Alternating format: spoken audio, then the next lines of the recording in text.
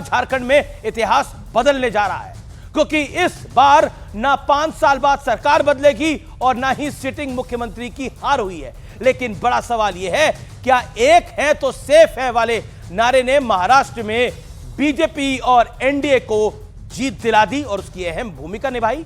आखिर वो कौन कौन से फैक्टर्स से हैं जिन्होंने महाराष्ट्र और झारखंड में हार और जीत में बड़ा रोल प्ले किया? आज आर पार में इलेक्शन स्पेशल एडिशन में इन तमाम मुद्दों पर होगा सबसे बड़ा विश्लेषण और सबसे बड़ी चर्चा।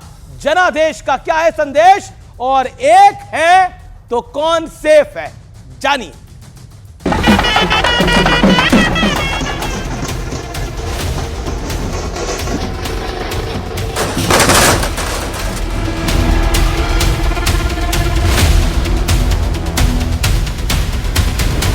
मेरा पानी उतरता देख मेरे किनारे पर घर मत बसा लेना। मेरा पानी उतरता देख मेरे किनारे पर घर मत बसा लेना। मैं समंदर हूं, लौट कर वापिस आऊंगा। एनडीए के लिए महाराष्ट्र में वाकई ये समंदर की सुनामी वाली जीत है और महाराष्ट्र का सियासी स्कोर बोर्ड साफ बता रहा है कि आघाड़ी गठबंधन को वहां की जनता ने सिरे से नकार दिया है। क्या कांग्रेस, क्या उद्धव गुट और क्या शरद पवार गुट, इन सब की सियासी ताकत एक झटके में हवा हो गई। ऐसा है, मैंने पहले ही कहा था, मैं आधुनिक अभिमन्यु हूँ, चक्रव्यूह को भेदना जानता हूँ। हमने चक्रव्यूह को भेदा है। ये विक्ट्री जो है ये लैंडस्लाइड विक्ट्री है। ये मैंने कहा था कि महायुति को थंपिंग मेजोरिटी मिलेगी और इसीलिए मैं तमाम मतदाता जो है, मेरी लाडली बहनाओं को मैं धन्यवाद देता हूँ। जहां भारतीय जनता पार्टी को भारी लाभ लेना होता है वो सारे दांव पेच वहीं खेले जाते हैं, बाकी जगह लेवल प्लेइंग फील्ड चलने दी जाए। जहां लेवल प्लेइंग फील्ड होती है वहां के नतीजे आपके सामने हैं। पण महाराष्ट्राच्या जनतेला हा निकाल मान्य असेल तर मग कोणीच काही बोलण्याची गरज नाहीये, पण जर मान्य नसेल तर त्यांना सांगतो की आम्ही प्राणपणाने महाराष्ट्रासाठी लढत राहू। हालांकि विपक्ष के लिए महाराष्ट्र वाला गम झारखंड ने थोड़ा कम कर दिया। वहां जेएमएम, कांग्रेस और आरजेडी वाले गठबंधन की शानदार जीत हुई है। झारखंड की जनता ने, हमारे बड़े बुजुर्गों ने, हमारे भाई दादा ने विकास का रास्ता चुना है और कहीं ना कहीं इस बार मैया की जीत हो रही है। अबुआ राज, अबुआ सरकार का एक इतिहास झारखंड में गढ़ने जा रहा है। लेकिन विपक्ष को झटका उत्तर प्रदेश और बिहार में भी लगा। सपा की तरफ से दावे बड़े बड़े हो रहे थे, लेकिन 9 सीटों पर यूपी विधानसभा उपचुनाव में सपा के हाथ कुल 2 सीट लग पाई और बिहार विधानसभा उपचुनाव में एनडीए ने 4 में से 3 सीट पर बाजी मारी और आरजेडी का स्कोर 0 रहा। तो पंजाब में आम आदमी पार्टी 4 में से 3 सीट पर जीत गई। समाजवादी पार्टी और इंडी गठबंधन का लूट और झूठ की जो पॉलिटिक्स है, अब इसके अंत की उद्घोषणा भी यह चुनाव है। जो समाजवादी पार्टी गुब्बारे की तरह फूली हुई थी, उस गुब्बारे की हवा उत्तर प्रदेश की जनता ने इस उपचुनाव में निकाल देने का काम किया। लेकिन आज सबसे बड़ा सवाल है कि क्या एक हैं तो सेफ हैं के फार्मूले ने विपक्ष के जाति वाले दांव को हमेशा के लिए ध्वस्त कर दिया है? इसी पर होगा सबसे बड़ा चुनावी विश्लेषण। और अब वक्त है आर पार के सुप्रसिद्ध विश्लेषण का। आइए नजर डाल लेते हैं जनादेश के संदेश का विश्लेषण। आइए नजर डाल लेते हैं। शिंदे सेना ही असली शिवसेना है, इस पर आज जनता जनार्दन की मोहर लग गई। उद्धव ठाकरे को करारी हार हाथ लगी है। वोटर्स ने एक है तो सेफ है के फॉर्मूले को हाथों हाथ लिया है। मोदी का नारा सुपर हिट रहा है पॉलिटिकली। अगर हम देखें उसके बाद लोकसभा में बीजेपी के खिलाफ जाने का पछतावा भी वोटिंग ट्रेंड में दिखा है, चाहे वो हरियाणा हो, चाहे वो महाराष्ट्र हो। शरद राव पवार, उद्धव ठाकरे और कांग्रेस की सियासी ताकत जो है वो अब तक के सबसे न्यूनतम स्तर पे पहुंची है और कांग्रेस के तो बाला साहब थोराट चुनाव हार गए हैं। नाना पटोले सिर्फ 152 वोटों से चुनाव जीते हैं। जनादेश के इसके बाद बड़ी इंपॉर्टेंट बात, हरियाणा के बाद महाराष्ट्र में भी जाति वाला मुद्दा जनता ने फेल कर दिया है, यानी मोदी की राजनीति पर एक बार फिर से मोहर लगाई है। कुल मिलाकर यह है महाराष्ट्र की कहानी। लेकिन अब झारखंड की कहानी समझ लेते हैं। झारखंड में घुसपैठी और आबादी असंतुलन का बीजेपी वाला मुद्दा नहीं चला है। यहां पर हेमंत बिस्वा शर्मा और शिवराज सिंह चौहान अगुवाई कर रहे थे। गिरफ्तारी को लेकर हेमंत सोरेन के लिए एक सहानुभूति वाली लहर दिखाई दी, जिसका नुकसान हुआ भारतीय जनता पार्टी के अलायंस को। 100 से ज्यादा ताबड़तोड़ रैलियां करने वाली कल्पना सोरेन चुनाव का एक्स फैक्टर बन गई है। मैया सम्मान जैसी योजना, महिलाओं का भरपूर वोट दिलवाया उसने, खासतौर पर हेमंत सोरेन को। इसके अलावा 2019 के मुकाबले बीजेपी का वोट शेयर 33.37% से घटकर 32.67% हुआ है, यानी कोर वोट बैंक सुरक्षित है। लेकिन जो आजसू का वोट था वो बीजेपी के पास नहीं गया है। बड़ा सवाल, क्या भविष्य की राजनीति में एक है तो सेफ है का मुद्दा स्थापित हो गया है? लेकिन इस चुनाव की दिलचस्प कहानी भी है। फिर मैं देवेंद्र फडणवीस पर आऊंगा। इस चुनाव की दिलचस्प कहानी भी है, आइए वो आपको मैं सुना देता हूं, समझा देता हूं। इंस्टाग्राम पर एजाज खान के 56 लाख फॉलोअर्स हैं और वोट मिले हैं 155। 11वें नंबर पर हो रहे हैं। इनकी सीट पर नोटा को 1298 वोट मिले हैं। इसके अलावा नवाब मलिक, बाला साहब थोराट जैसे हैवी वेट अपना चुनाव हार गए हैं। आइए मैं बढ़ता हूं आगे। वर्ली सीट पर काफी जूझने के बाद मिलिंद देवड़ा से आदित्य ठाकरे जीते। यह अंदाजा लगाया जा सकता है कि शिवसेना उद्धव गुट के क्या हालात रहे हैं। विलासराव की विरासत और बेहतरीन निजी पॉपुलैरिटी के बावजूद धीरज देशमुख अपना चुनाव हार गए हैं। अमित देशमुख को भी जूझना पड़ रहा है। ये दोनों लोकली बहुत पॉपुलर थे, लेकिन हाथ का पंजा इन पे भारी पड़ा है। कांग्रेस का जो नुकसान है वो इन दोनों नेताओं को भी उठाना पड़ा है। इनकी निजी पॉपुलैरिटी बढ़ी थी।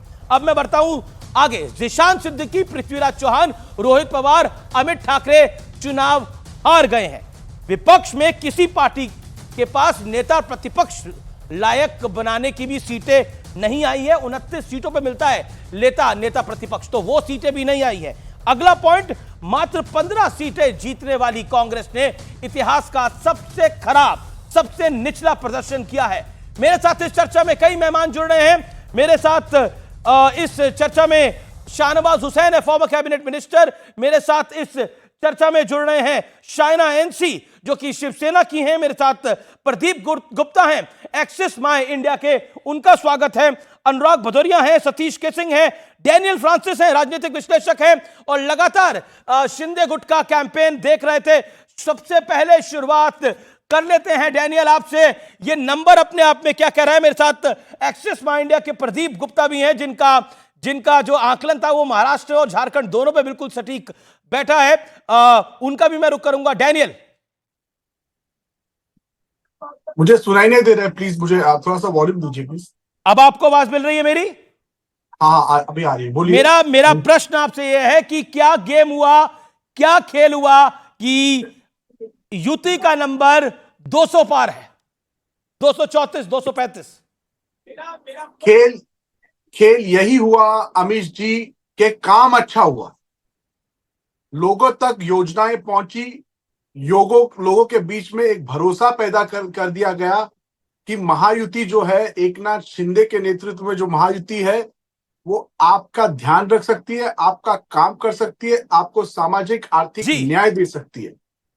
और कुछ नहीं हुआ। और लोगों ने, जब हम एक सरकार को चुनते हैं और दूसरी एक कोalition को रिजेक्ट करते हैं, लेकिन तब ये लेकिन उद्धव गुट का नंबर इतना नीचे जाना, वर्ली में आदित्य ठाकरे का स्ट्रगल करना और मिलिंद देवड़ा का वहां पर फाइट देना, ये अप्रत्याशित है। ये क्यों आपको लगता है, क्यों उद्धव गुट इतना नीचे गया? दो तीन बातें। उद्धव गुट, पहले तो आइडियोलॉजिकल कॉम्प्रोमाइज। अब भारतीय राजनीति में सबक मिलेगा सब पार्टियों को कि अपनी आइडियोलॉजी छोड़ के जब आप दूसरे आइडियोलॉजी के साथ जाके बैठते हैं तो उसका नुकसान होता है सामाजिक तौर पर और इलेक्ट्रली। दूसरी बात, आज आदित्य ठाकरे भले ही जीत रहे हो 7-8 हजार वोट्स, लेकिन उद्धव ठाकरे, आदित्य ठाकरे, पूरी उनका जो पार्टी है पूरा वर्ली में ही कॉन्सेंट्रेट कर रहा था, वर्ली में पूरी ताकत लगा दी। अरे अपने दूसरे कैंडिडेट्स को भी तो देखो, उनको क्या चाहिए, उधर जाके प्रचार करो। जी डैनियल कांग्रेस की है। डैनियल, लेकिन कांग्रेस आपने भी बेहतरीन काम करा होगा कि शिंदे गुट ने 52-53 सीटें जीत रहा है वो। और दूसरी बात अमीश भाई कि कांग्रेस पार्टी को देखो, अपनी लाडली बहना को वायनाड में जिताने के लिए कांग्रेस राहुल गांधी 4 दिन जाके वहां बैठे। अरे ये लोग कैसे जीतेंगे? ये इंटरेस्टिंग अपने परिवार के ऊपर ध्यान है। अच्छा, okay, man of the movement right now, who has made a comeback, Pradeep Gupta, आप मेरे साथ एक दिन पहले भी थे। Daniel is also with me, axis my India के फाउंडर हैं प्रदीप गुप्ता। वाकई कल रात तो आप भी नहीं सो पाए होंगे। नहीं, आपके नंबर एग्जैक्टली परसों रात को नहीं सो पाया। परसों रात को मैंने महाराष्ट्र के नंबर रिलीज किए थे, एक दिन बाद किए थे महाराष्ट्र के नंबर। तो परसों रात को बहुत सारे सवाल उठे थे कि प्रदीप ये 200 तुम लगता है कि पागल हो गए हो, अपने सही जगह पर नहीं हो, तो फिर तुम कहीं ये 400 पार वाली बात तो नहीं कर रहे 200 पार बोल के। तो उस दिन जरूर दिक्कत हुई मुझे कि शायद मुझे फिर से रीचेक करने की नंबर्स को रीचेक करने की जरूरत है। जो मैंने यस्टरडे कल चेक किया और पूरी तरह से संतुष्ट हुआ। ये देखिए मेरे नंबर की सीट है मेरे ऑफिस में। नहीं तो क्या आपको लगता है प्रदीप, क्या आपको लगता है कि जो बीजेपी का इतना बढ़िया प्रदर्शन रहा है, शिवसेना शिंदे गुट का प्रदर्शन रहा है और इन्होंने अजीत पवार को भी ऊपर खींचा है, सबसे बड़ी वजह है अमीश भाई, जब भी कोई सरकार रिपीट होती है उसकी एक ही सबसे बड़ी वजह होती है, छोटी वजह बहुत सी होती है, जो है डिलीवरी और डिलीवरी। लोगों के पास जो डिलीवरी पहुंचती है उसके चलते लोग इतना बड़ा मैंडेट देते हैं। एक बात महाराष्ट्र के कॉन्टेक्स्ट में और इवन झारखंड के कॉन्टेक्स्ट में भी।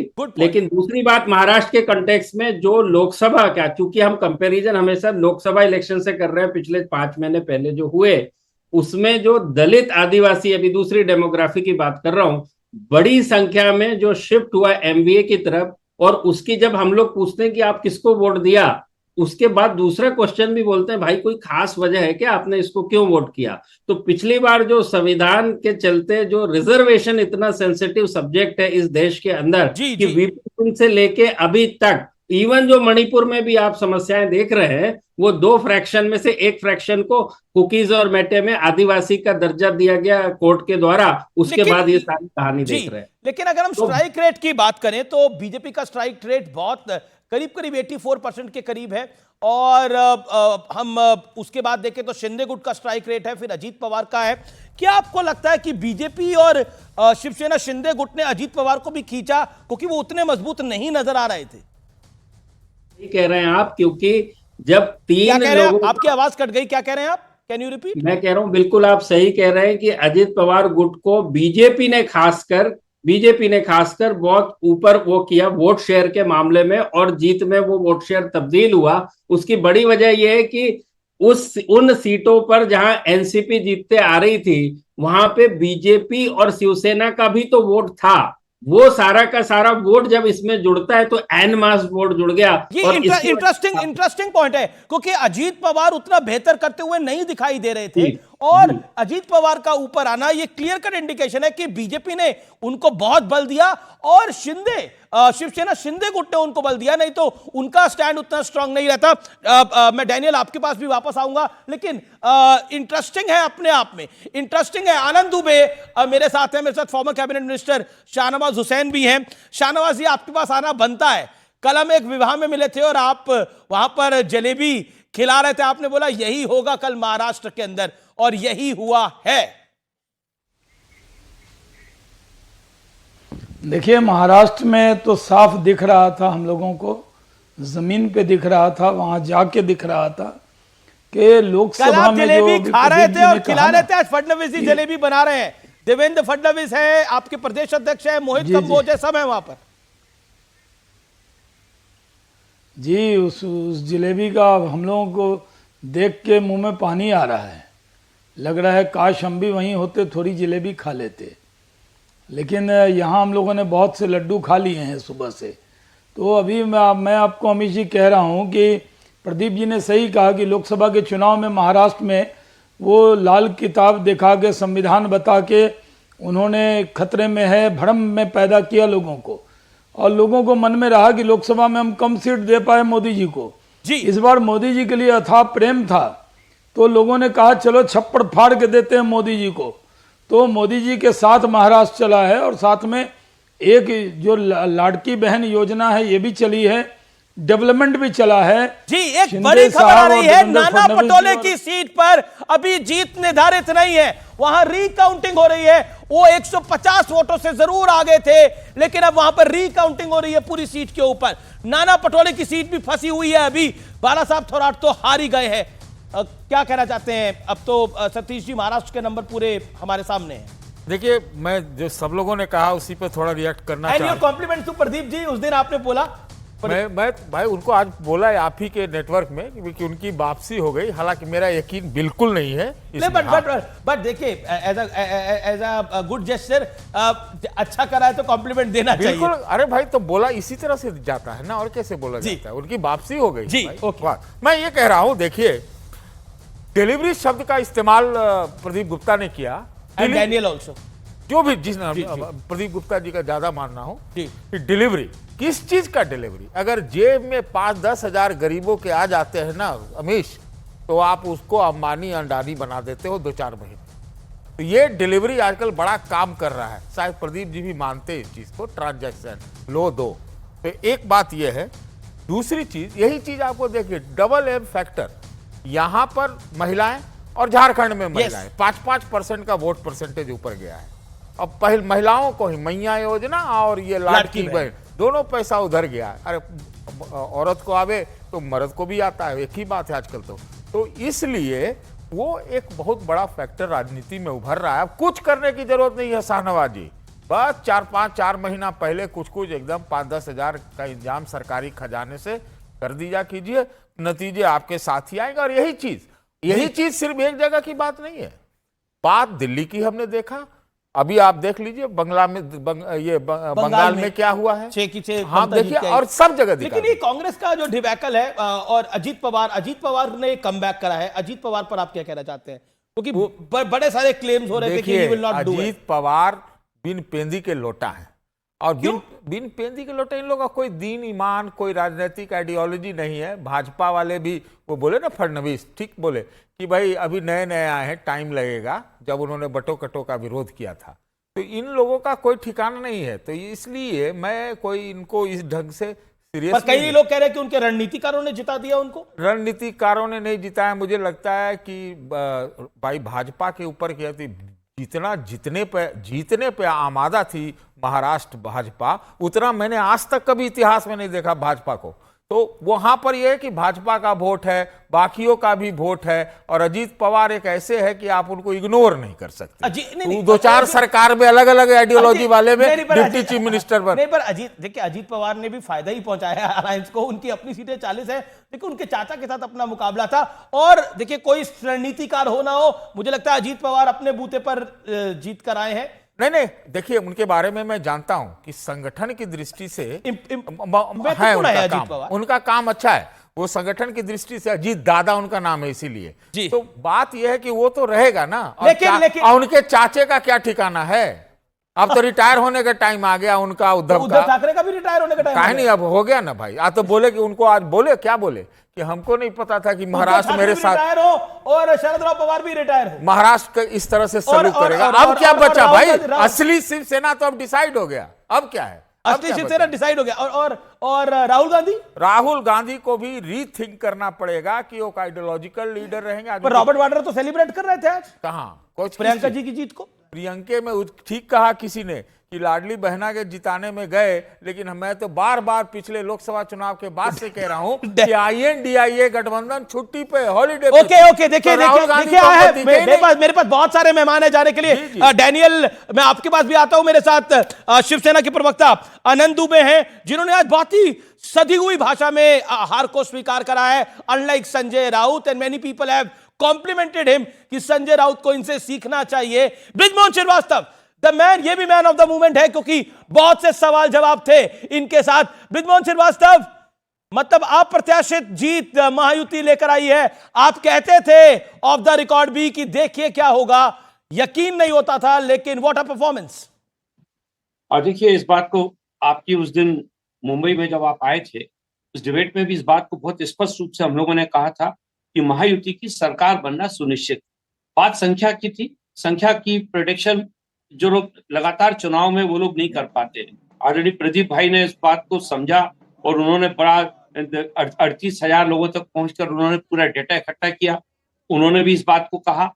तो मुझे लगता है कि ये एक लंबी प्रक्रिया थी जिसपे हम लोग पिछले 5-6 महीने से लगातार काम कर रहे थे। लोकसभा के चुनाव के तत्काल बाद हमारी पार्टी के सारे महायुति के सभी नेताओं ने बैठकर इस मुद्दे पे गंभीर चिंतन किया था और उसका परिणाम यह था कि हम लोगों को अपने सारे कार्यकर्ताओं में एक सामंजस्य पैदा करना पड़ेगा और इसी को लेकर हमारे तीनों नेताओं ने, आदरणीय अजीत दादा पवार, देवेंद्र फडणवीस साहब और एकनाथ शिंदे जी, तीनों ने लगातार पूरे महाराष्ट्र में घूम के पार्टी के नीचे के रैंक एंड फाइल को एकत्रित किया था और उनके बीच में संवाद बनाने की जो कोशिश की थी उसका ये परिणाम है। अभी मैं सतीश जी को सुन रहा था, उन्होंने आदरणीय अजीत दादा पवार के लिए एक ऐसे शब्द का उपयोग किया, बिन पैदी के लोटे। मैं उनकी इस बात से असहमत हूँ, क्योंकि अगर देश के हित में, अगर प्रदेश के हित में अगर कोई फैसला लिया जाता है तो मैं सोचता हूँ उसको इस प्रकार से उसकी व्याख्या करना शायद ठीक नहीं होगा। जब राष्ट्रवादी कांग्रेस पार्टी का गठन हुआ उसके बाद से आदरणीय अजीत दादा पवार ने सिर्फ एक बार पार्टी छोड़कर अपना खुद का एक घड़ा बनाया। सतीश जी इस बात का जवाब देंगे, सतीश जी इस बात का जवाब देंगे, लेकिन एक बड़ी खबर, काश कांग्रेस गहनता से समीक्षा होती, कांग्रेस गहनता से समीक्षा करती। अब पछताए होत क्या जब चिड़िया चुग गई खेत। ये समाजवादी पार्टी ने कहा है, समाजवादी पार्टी ने कहा है कि कांग्रेस की हालात बहुत खराब है, कांग्रेस का हालात बहुत खराब है। प्रदीप गुप्ता, मैं आपके पास आऊंगा, लेकिन आनंद दुबे, कांग्रेस के पास जाना बहुत भारी पड़ा। ये दृश्य आ रहे हैं शिवसेना के दफ्तर से, शिवसेना के दफ्तर से, यानी शिवसेना शिंदे गुट के दफ्तर से ये दृश्य आ रहे हैं और वहां पे सेलिब्रेशन चल रहा है। लेकिन आनंद दुबे, आज फैसला हो गया कि असली शिवसेना कौन है, क्योंकि जनता ने मोहर लगाई है, स्वीकार तो करना ही पड़ेगा। अमीश भाई, जब हौसला बना लिया है ऊंची उड़ान का, तो फिर क्या देखना फिजूल है आसमान का कद। अमीश भाई जी, सुन रहा हूं, मैं आपको मौका दे रहा हूं पूरा। जब हौसला बना लिया है ऊंची उड़ान का, तब क्या फर्क पड़ता है कि कितना भी ऊंचा कद है आसमान। आज फिलोसफर हो रहे हैं आप पूरी तरह से। जब हम राजनीति में आए हैं, हो रहे हैं पूरी तरह जब से। हम राजनीति में आए हैं, नहीं, जब हम राजनीति में आए हैं देश सेवा की भावना से, तो या तो हारेंगे या तो जीतेंगे। लेकिन आदित्य ठाकरे को स्ट्रगल करना पड़ जाए वर्ली के अंदर, मिलिंद देवड़ा उनको टफ फाइट दे, वो तो राज ठाकरे के अगर कैंडिडेट ना होते तो आदित्य ठाकरे के लिए बहुत दिक्कत बढ़ गई थी। पूरा का पूरा आपकी पार्टी 1985 से, आपके अलायंस के पार्टनर सिमट गए। 1985 से लगातार कांग्रेस से दोस्ती महंगी पड़ी। 1985 से लगातार आनंद दुबे, जैसे सपा ने कांग्रेस पे सवाल उठाए हैं, आपको लगता है कांग्रेस से दोस्ती महंगी पड़ी है? नहीं, 1985 से लगातार चुनाव जीतने वाले संगमनेर से विधायक बाला साहब थोराट जी अगर चुनाव हार जाएं, यशोमती ठाकुर चुनाव हार जाएं, नाना पटोले 100-200 वोट से चुनाव जीते, फिर रीकाउंटिंग हो, पृथ्वीराज चौहान चुनाव हार जाएं, धीरज भैया देशमुख, अमित देशमुख के भाई चुनाव हार जाएं, बहुत बड़े बड़े लोग चुनाव हार गए। इस देश में इंदिरा जी चुनाव हारी हैं, बहुत लोग चुनाव हारते हैं, जीतते। आप जीतेंगे, आप हारेंगे नहीं। तो मुझे तो लग रहा है कि आप आज शेरो शायरी अन्यथा लेने की कोई आवश्यकता नहीं है। ओके, डैनियल कुछ कहना चाह रहे हैं, Daniel wants to make a point, लेकिन शाहनवाज हुसैन के पास भी बड़े अच्छे वन लाइनर्स होते हैं, मैं उनके पास चलूंगा।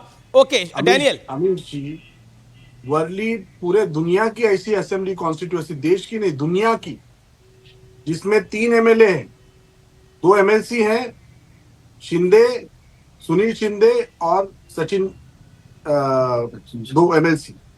उसके बाद है आदित्य ठाकरे खुद एमएलए, उसके बाद एमपी हैं अरविंद सावंत, और उसके बाद 2 फॉर्मर मेयर हैं।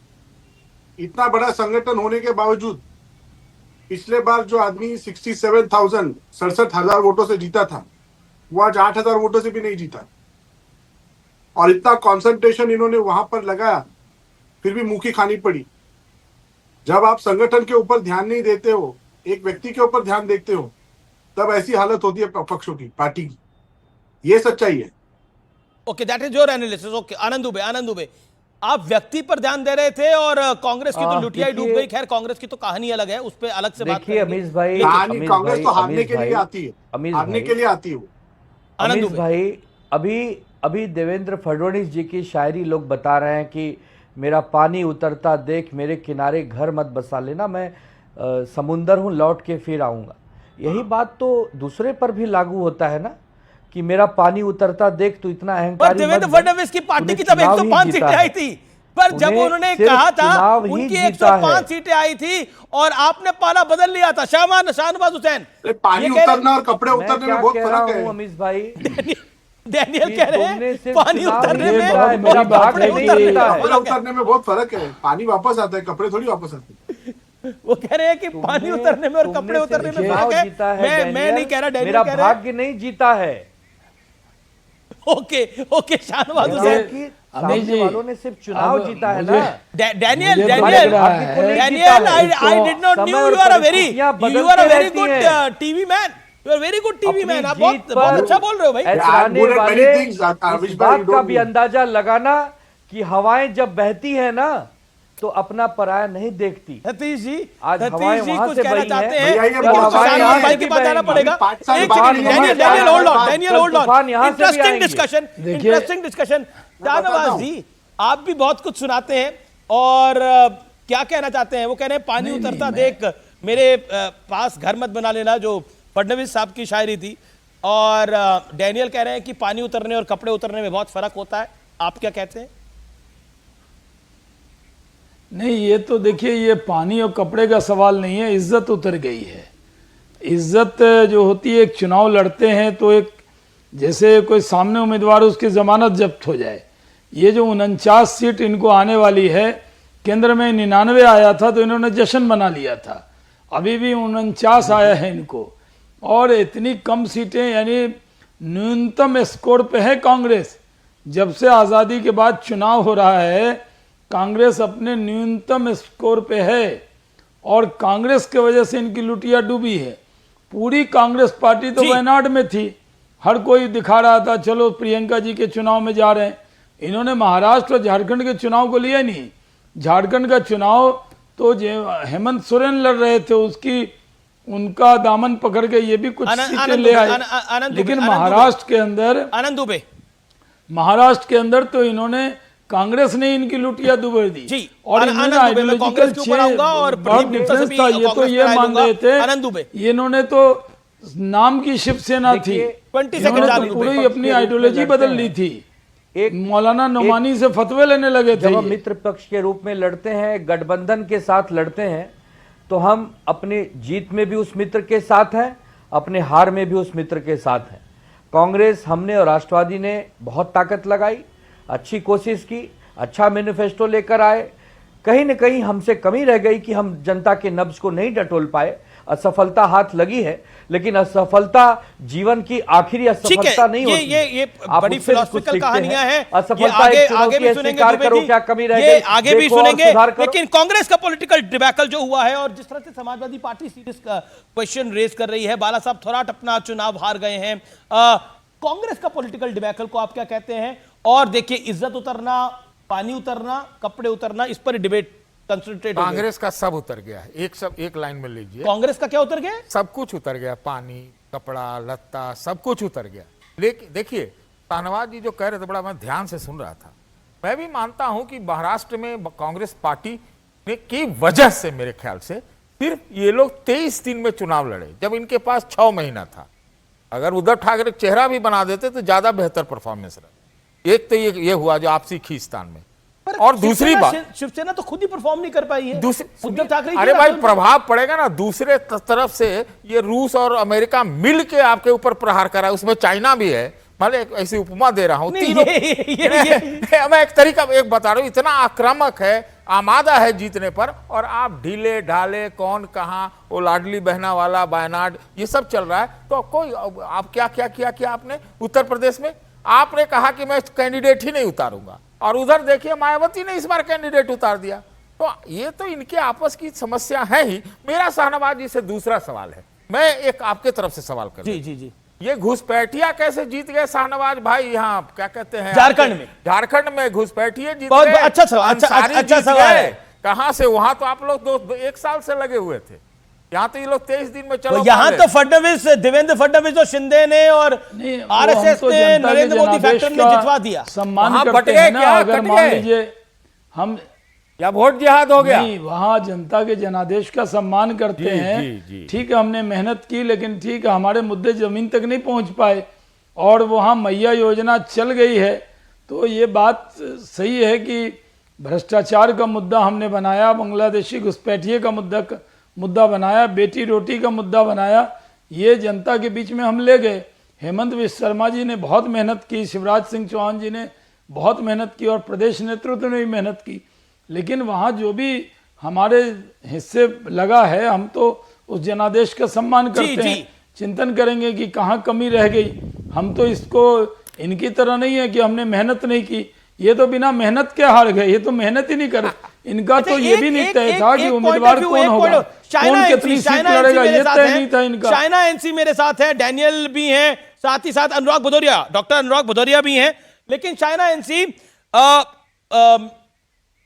सोशल मीडिया पे बहुत कुछ चल रहा है, लेकिन संजय राउत ने आज जो बयान दिया कि ये चुनाव ही पूरा गलत है, बहुत ऐसे कैसे जीत हो सकती है महायुति की, ऐसा कहा जा रहा है कि इस अकेले बंदे ने पूरी शिवसेना को खा लिया और ठाकरे परिवार को भी पॉलिटिकली बहुत नुकसान पहुंचाया।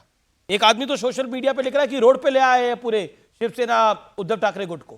संजय राउत, देखिए अमीश जी, हर सुबह संजय राउत की स्पर्धा चालू होती है, जहां वो बयान देते हैं, विवादक बयान, और फिर ऐसे बयान जहां दिन भर वो ही चलते रहता है और कांग्रेस को अपने आप को बचाना पड़ता है।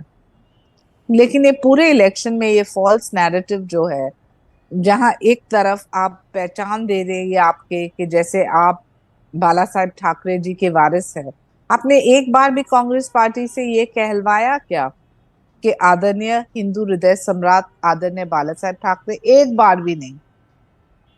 सिर्फ सत्ता के मोह माया के लिए कांग्रेस और उबाटा सेना आई एकत्र, और यहाँ मुंह तो जवाब जनता ने दिया है। जनता ने क्यों ये जवाब दिया? क्योंकि उन्होंने स्पष्ट रूप से कहा कि ये बहुत हो चुका है, जहां आप सिर्फ विवादक बयान देंगे, कभी किसी को माल बुलाना, कभी किसी को बकरी बुलाना, कभी किसी को आइटम बुलाना, शब्दों का दुरुपयोग करना, और कहीं ना कहीं हम सब जानते हैं इतनी बड़ी लहर थी, आपकी सीट नहीं जीत पाए, अमीन पटेल वहां पर जीते, क्या कारण लगता है आपको? आप खुद कैंडिडेट। मेरा अमीश जी, मेरा सबसे कठिन सीट पूरे महाराष्ट्र में था। 1,40,000 मुसलमान, 1 लाख हिंदू, और जो पोलराइज नैरेटिव, जहां आप देखेंगे कि कौम के आधार पे लोग वोट कर रहे हैं और काम के आधार पे नहीं। ये अफसोस होता है कि पूरे पिछले 15 साल में कोई प्रगति नहीं उस क्षेत्र में, और उसके बावजूद मुसलमान और दलित सिर्फ सोच रहे हैं कि वोट बैंक की राजनीति में हम कौम के आधार पे वोट करें और काम के आधार पे नहीं। अफसोस इस बात का होता है कि मैं हारी हूं या जीती हूँ उसके ऊपर नहीं, लेकिन उनकी प्रगति होगी कैसे? प्रगति तब हो सकती है जब आप सच्चे मन से किसी को पर्याय दे। जब लाडकी बहन योजना आदरणीय मुख्यमंत्री एकनाथ शिंदे जी लाए, 1.5 करोड़ महिलाओं के अकाउंट में 7,500 डायरेक्ट ट्रांसफर, ये एक बहुत बड़ा मुद्दा है जहां महिला सशक्त होती है। लेकिन वहां मुंबा देवी में 15,000 मुस्लिम महिलाओं को देने के बावजूद। शायना, मैं आपके पास वापस लौट के आता हूं। बड़ी खबर आ रही है, आईपी सिंह ने कांग्रेस को लेकर हमला बोला है। अनुराग भदौरिया, क्या आपको लगता है जो आपके प्रवक्ता ने बात बोली है उसको लेकर आप क्या कहना चाहते हैं? आपके प्रवक्ता नेता आईपी सिंह ने बोला है कि कांग्रेस को अब विचार करना होगा, अब पछतात होत क्या जब चिड़िया चुग गई खेत। देखिए, एक चीज़ तो मान के चलिए कि उत्तर प्रदेश की अगर हम बात करें तो 9 की 9 सीटों पे समाजवादी पार्टी की जीत हुई है। भारतीय जनता पार्टी 9 की 9 सीटें हारी। अरे 7 पर बीजेपी जीती है, 2 पर आप जीते हैं, कहां जीते हैं? सुन तो ले, बोलने दीजिए। नैतिक समाजवादी पार्टी की नैतिक जीत। अच्छा, एक और नई जीत। हम नैतिकता पे जीते हैं।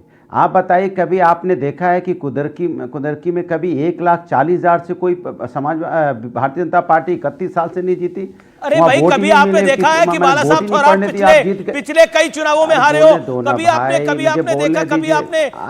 देखा है कांग्रेस की 15 सीटें आई हो? सुन तो लीजिए भाई, कुंदरकी तो अलार्म है आपके लिए। आपने देखा है कि अगर आप कुंदरकी हार गए तो समझिए उत्तर प्रदेश में हारी, चिल्लाने के सब लिए जगह हारेंगे। अगर नहीं बोले तो सम्मान कीजिए कम से कम।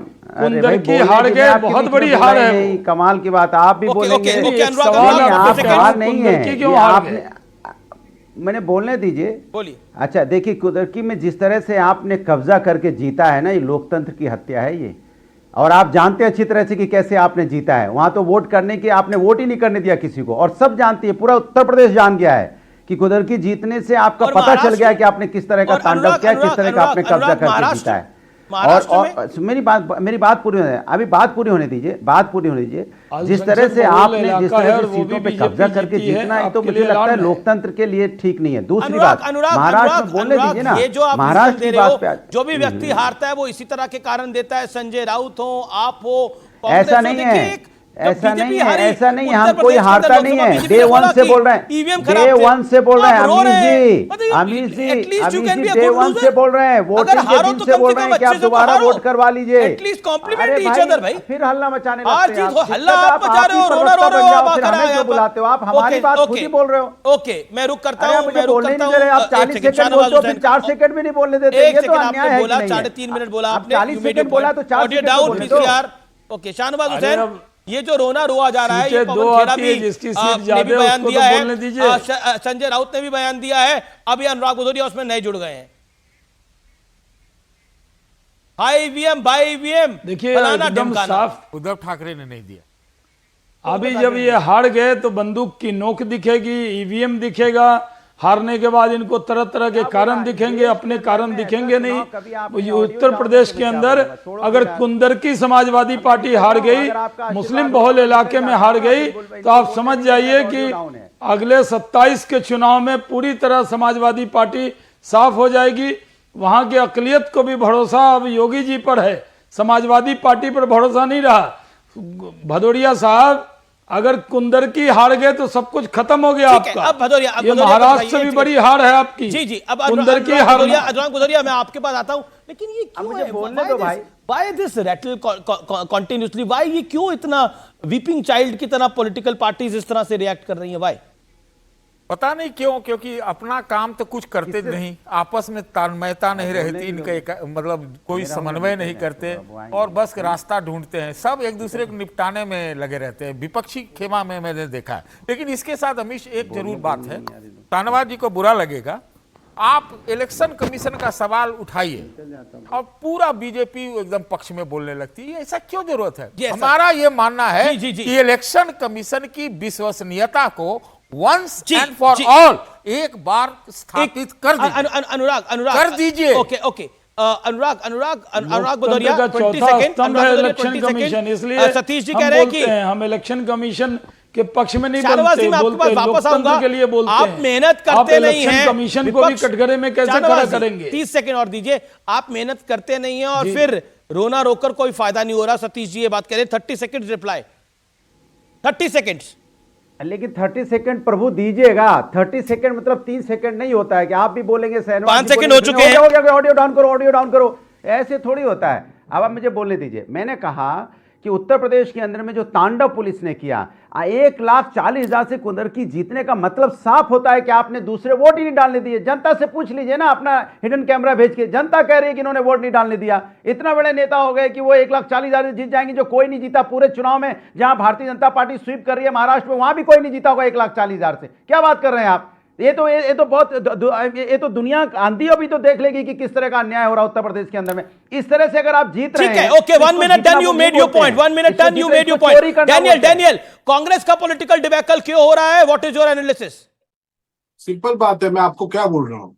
कांग्रेस कॉन्सेंट्रेट कर, महाराष्ट्र में इलेक्शन चल रही है, कांग्रेस कॉन्सेंट्रेट कर रही है कि अपनी बहन को वहां से लड़ाए। ये महाराष्ट्र में इलेक्शन चल रहा है, यूबीटी कॉन्सेंट्रेट कर रही है आपका ऑडियो चला गया है, वी विल कनेक्ट, हम आपको दोबारा कनेक्ट करते हैं, आपका ऑडियो चला गया है। लेकिन अब बात कर लेते हैं महाराष्ट्र की। महाराष्ट्र में बीजेपी की जीत हुई है, उसके सबसे बड़े शिल्पकारों में से एक हैं खुद देवेंद्र फडणवीस, जिन्हें महाराष्ट्र में देवेंद्र भाऊ के नाम से जाना जाता है। आपको याद होगा लोकसभा चुनाव में जब बीजेपी और महायुति को उम्मीद के मुताबिक सीटें नहीं मिली थी, तब फडणवीस मीडिया के सामने आए थे और बड़ा दिल दिखाते हुए कहा था कि हार की जिम्मेदारी मैं अपने कंधों पर ले लेता हूं। लेकिन इसके बाद उन्होंने जो परिश्रम किया और उसकी प्रकाष्ठा करी, उसका नतीजा है कि आज बीजेपी का स्कोर इंडिविजुअली 130 के पार चला गया है। आरएसएस के साथ समन्वय बिठाना हो या फिर वोटर्स तक मुखर होकर अपनी बात, अपना एजेंडा पहुंचाना हो, अपनी विचारधारा पहुंचाना हो, देवेंद्र फडणवीस ने हमेशा डंके की चोट पर अपनी बात को बहुत क्लैरिटी के साथ रखा है। ये देवेंद्र फडणवीस ही थे जिन्होंने वोट जिहाद का मुद्दा उठाया और इसी के बाद बीजेपी ने बटोंगे तो कटोंगे और एक है तो सेफ है जैसे नारों वाली स्ट्रैटेजी को बहुत मुखर किया और उसका फायदा पूरे अलायंस को मिला। देवेंद्र फडणवीस बीजेपी के उन डिसिप्लिन नेताओं में से एक हैं जिन्होंने हाई कमान के आदेश पर एकनाथ शिंदे की सरकार में डिप्टी सीएम पद स्वीकार कर लिया, जिसकी तारीफ खुद प्रधानमंत्री मोदी ने न्यूज 18 के इंटरव्यू में की थी। इससे पहले वो मुख्यमंत्री रह चुके थे। देवेंद्र फडणवीस ने अपने मन में शिकवे रखने की बजाय उस समय का सदुपयोग किया, बीजेपी को मजबूत करने के लिए इस्तेमाल किया। उन्होंने संघ के साथ बीते 3-4 महीनों में आधा दर्जन से ज्यादा बैठकें की, जिसका नतीजा यह हुआ कि आरएसएस ने पूरे महाराष्ट्र में 60,000 से ज्यादा छोटी बड़ी मीडियम लेवल्स की मीटिंग करी और संवाद सभाएं की। देवेंद्र फडणवीस ने आज जीत के बाद कहा कि मैं मॉडर्न अभिमन्यु हूं, जिसे चक्रव्यूह भेदना आता है। इस बात के मायने समझने हैं तो 2019 का वो दिन याद कीजिए जब उन्होंने विधानसभा में कहा था, मेरा पानी उतरता देख, मेरे किनारे पर घर मत बसा लेना, मैं समंदर हूं, वापस लौट कर आऊंगा। ये पंक्तियां देवेंद्र फडणवीस जैसे नेताओं के जुझारूपन का एक जीता जागता सबूत है आज के युग में। यह बताता है कि बुरा वक्त होने पर किसी बहाने के पीछे छिपने की बजाय लगातार ईमानदारी से मेहनत की जाए तो नतीजे वैसे ही होते हैं जैसे आज महाराष्ट्र में देखने को मिल रहे हैं। और बड़ी महत्वपूर्ण बात आज यह है कि आप सोचिए, जब 105 सीटें आई थी और देवेंद्र फडणवीस का मुख्यमंत्री बनना तय था, उद्धव ठाकरे ने पलटी मार ली थी, तब देवेंद्र फडणवीस के दिल पर क्या बीती होगी। लेकिन वो वहां रुके नहीं, थके नहीं, आगे बढ़ते गए। ये महत्वपूर्ण है। मैं एक ब्रेक के लिए यहां रुकता हूं, लेकिन ब्रेक के बाद बहुत सी खबरें हम वापस लेकर आ रहे हैं। लेकिन प्रधानमंत्री मोदी कुछ ही देर में बीजेपी हेडक्वार्टर पहुंचने वाले हैं, वो दृश्य भी हम आपको दिखाएंगे। बीजेपी हेडक्वार्टर पहुंचने वाले हैं देश के प्रधानमंत्री नरेंद्र मोदी। देख सकते हैं हजूम बीजेपी कार्यकर्ताओं का वहां पर और नेताओं का हजूम, कैबिनेट मिनिस्टर्स का हजूम आप देख सकते हैं वहां पर। इस समय स्क्रीन के ऊपर कुछ देर में प्रधानमंत्री मोदी भी वहां पहुंचेंगे, हम वहां पर वापस आपको लेकर चलेंगे। लेकिन अभी चर्चा में वापस आते हैं। मैं सीधा रुख करता हूं मेरे साथ आनंद दुबे के। कांग्रेस ने इस अलायंस को डाउन किया, मेरा बहुत स्ट्रेट सवाल है आपसे आनंद दुबे। बिल्कुल नहीं अमीश भाई, अभी आपने मुसाफिर के मायने यह है कि या तो चुनाव जीत जाऊंगा या तो उससे कुछ सीख जाऊंगा। ओके, शाहनवाज हुसैन ये थोड़ी है कि 10 सेकंड शाहनवाज जी, 10 सेकंड। मुसाफिर है यारो नहीं, मुसाफिर है यारो, न घर है न ठिकाना। तो यही कह रहे हैं कि अब न घर बचा न ठिकाना बचा, कोई बात हम मुसाफिर ही रहेंगे, कोई बात और सब बना लेंगे। ये बात सही है, दो पार्टी वाली इन्होंने स्वीकार कर लिया है, 2 सांसद वाली आज बड़ी बात है। पहुंच गई। अमित जी, इनसे बहुत टफ क्वेश्चन आप पूछ रहे हैं, आज हमदर्दी से पूछिए। यही एक व्यक्ति है। नहीं, मैं तो हमदर्दी से पूछ रहा हूं। आनंद दुबे हमारे मित्र हैं, आनंद दुबे हमारे मित्र हैं, हमेशा ही रहेंगे। हम तो पूरी हमदर्दी के साथ पूछ रहे हैं। लेकिन मुझको एनसीपी अजीत पवार के बृजमोहन श्रीवास्तव का रुख करना है। बृजमोहन जी, अगर आप एक कारण देखेंगे तो क्या आपको लगता है जीत का बड़ा कारण क्या है जो अजीत दादा पवार शरद पवार पर यानी भतीजा चाचा पे भारी पड़ा है? कारण क्या है आपको, क्या कारण लगता है सतीश जी? अरे भाई, वो बड़ी जबरदस्त पॉलिटिकल जगलर है, इधर का उधर करने में उस्ताद है। तो आजकल लोग ऐसे ही लोगों को खोजता है। भाजपा ने उनको बढ़ाया हुआ कि अगर ये हटेगा तो बहुत डैमेज कर देगा। तो ठीक है, उनके बटो कटो का विरोध करने के बावजूद, उनका ये कहने के थे अडानी भी मीटिंग में थे वगैरह वगैरह, इसके बावजूद भी उनको अघाड़ी के लिए 50 का नंबर आ गया। कांग्रेचुलेशंस आपको। अघाड़ी 50 मुझे ऐसा ही लगता है 50 का आंकड़ा छू रही है आनंद दुबे। अघाड़ी 50 पर पहुंच गई है। अरे सीनियर पवार का कुछ ना कोई अक्स तो जूनियर पवार में होगा ही ना। तो सुप्रिया सूले भी है फिर तो। अरे भाई वही तो बात है, लड़ाई झगड़ा है, लेकिन तो ये ज्यादा भाई संगठन वाले आदमी है, ये संगठन वाले आदमी है। हाँ, बहुत बाएं दाएं सब ठीक। ओके आनंद दुबे, एक कांग्रेचुलेशन। चलिए 50 का ही चाहिए, 50 का मार्क तो आ ही गया है अघाड़ी का, हाफ सेंचुरी। अमीश भाई अघाड़ी 50 पर पहुंची है, ये भी बहुत बड़ी ब्रेकिंग न्यूज है, क्योंकि हम मायूस थे कि कम से कम 50 तो पार करें। 50 भी क्यों मिला, इसीलिए बताया। ऐसा भी हो सकता था कि 288 की 88 बीजेपी। नेगेटिविटी में भी पॉजिटिविटी ढूंढी लेनी चाहिए आनंद भाई।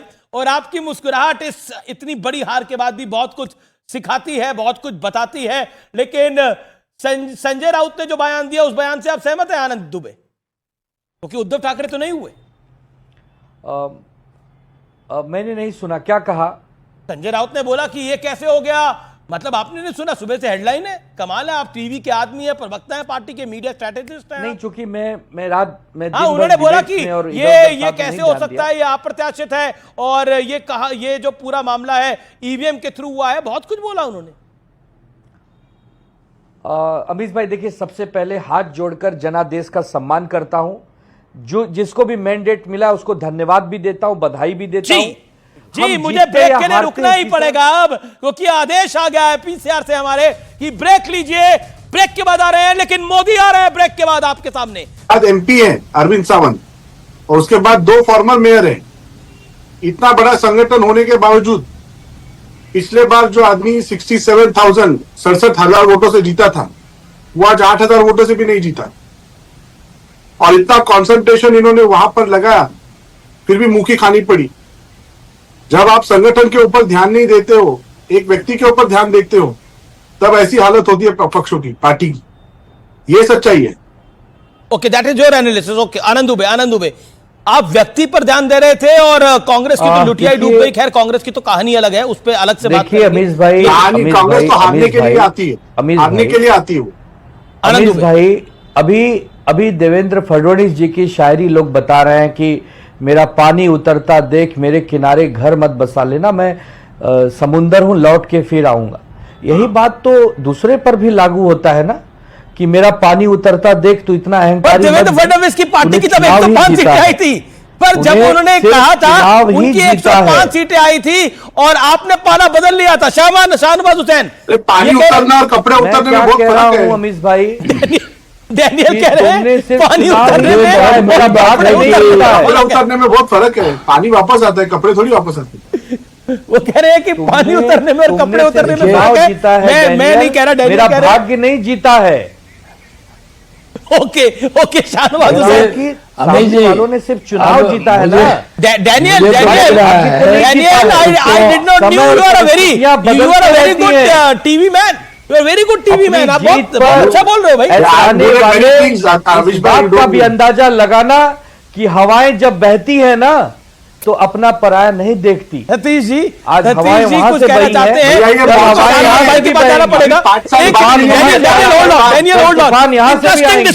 Interesting discussion. शाहनवाज जी, आप भी बहुत कुछ सुनाते हैं, और क्या कहना चाहते हैं? वो कह रहे हैं पानी उतरता देख मेरे पास घर मत बना लेना, जो फडणवीस साहब की शायरी थी। और डैनियल कह रहे हैं कि पानी उतरने और कपड़े उतरने में बहुत फर्क होता है। आप क्या कहते हैं? नहीं, ये तो देखिए, ये पानी और कपड़े का सवाल नहीं है, इज्जत उतर गई है। इज्जत जो होती है, एक चुनाव लड़ते हैं तो एक जैसे कोई सामने उम्मीदवार उसकी जमानत जब्त हो जाए। ये जो 49 सीट इनको आने वाली है, केंद्र में 99 आया था तो इन्होंने जश्न मना लिया था, अभी भी 49 आया है इनको, और इतनी कम सीटें, यानी न्यूनतम स्कोर पे है कांग्रेस। जब से आजादी के बाद चुनाव हो रहा है, कांग्रेस अपने न्यूनतम स्कोर पे है, और कांग्रेस के वजह से इनकी लुटिया डूबी है। पूरी कांग्रेस पार्टी तो वायनाड में थी, हर कोई दिखा रहा था चलो प्रियंका जी के चुनाव में जा रहे हैं। इन्होंने महाराष्ट्र और झारखंड के चुनाव को लिया नहीं। झारखंड का चुनाव तो हेमंत सोरेन लड़ रहे थे, उसकी उनका दामन पकड़ के ये भी कुछ सीटें ले आए। लेकिन महाराष्ट्र के अंदर आनंद दुबे, महाराष्ट्र के अंदर तो इन्होंने कांग्रेस ने इनकी लुटिया दुबई दी जी। और इन्होंने आइडियोलॉजिकल और बहुत डिफरेंस था। ये तो ये मान रहे थे आनंद दुबे, इन्होंने तो नाम की शिवसेना थी, इन्होंने पूरी अपनी आइडियोलॉजी बदल ली थी। एक मौलाना नुमानी से फतवे लेने लगे थे। जब हम मित्र पक्ष के रूप में लड़ते हैं, गठबंधन के साथ लड़ते हैं, तो हम अपनी जीत में भी उस मित्र के साथ हैं, अपने हार में भी उस मित्र के साथ हैं। कांग्रेस, हमने और राष्ट्रवादी ने बहुत ताकत लगाई, अच्छी कोशिश की, अच्छा मैनिफेस्टो लेकर आए। कहीं न कहीं हमसे कमी रह गई कि हम जनता के नब्ज को नहीं टटोल पाए। असफलता हाथ लगी है, लेकिन असफलता जीवन की आखिरी असफलता नहीं होती। ये बड़ी फिलोसॉफिकल कहानियां हैं। असफलता आगे भी सुनेंगे, क्या कमी रह गई, आगे भी सुनेंगे। लेकिन कांग्रेस का पॉलिटिकल डिबैकल जो हुआ है और जिस तरह से Samajwadi Party serious question raise कर रही है, बाला साहब थोराट अपना चुनाव हार गए हैं, कांग्रेस का पॉलिटिकल डिबैकल को आप क्या कहते हैं? और देखिए, इज्जत उतरना, पानी उतरना, कपड़े उतरना, इस पर डिबेट कंसंट्रेट। कांग्रेस का सब उतर गया है, एक लाइन में लीजिए। कांग्रेस का क्या उतर गया? सब कुछ उतर गया, पानी, कपड़ा, लत्ता, सब कुछ उतर गया। लेकिन देखिए, शाहनवाज जी जो कह रहे थे, बड़ा मैं ध्यान से सुन रहा था। मैं भी मानता हूं कि महाराष्ट्र में कांग्रेस पार्टी की वजह से मेरे ख्याल से सिर्फ ये लोग 23 दिन में